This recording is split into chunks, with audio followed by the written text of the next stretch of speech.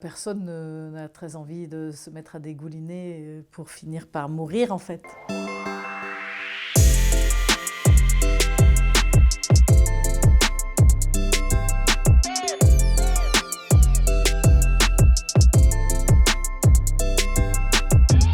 Ça a commencé à être un peu les boules à 47 quand même. Ah tiens, je me rapproche de 50, voilà.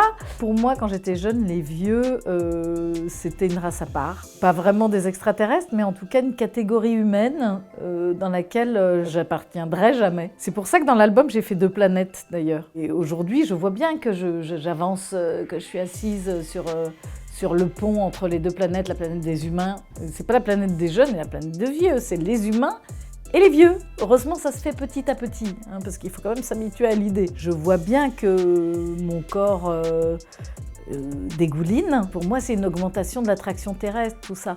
Il se passe des choses autour de moi, le monde change, les marches sont plus hautes, il y a des pentes partout, même quand c'est plat. Parfois, je me vois dans un reflet et je me dis, c'est qui cette grosse dame un peu vieille? J'essaye des masques, mais des masques différents, des corps différents, des combis, un peu trop grandes. Parfois avec une doudoune à l'intérieur quand même, avec la ménopause. Il y a le gras qui s'installe un peu quand même, mais tout ça n'est pas une réalité intérieure. Voilà, pour moi, ça n'existe pas le vieillissement, parce que dedans, j'ai 30 ans.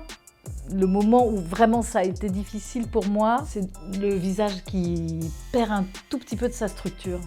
Quand j'étais jeune et mince, j'étais pas super bien dans ma peau, alors que j'étais vachement belle et ferme.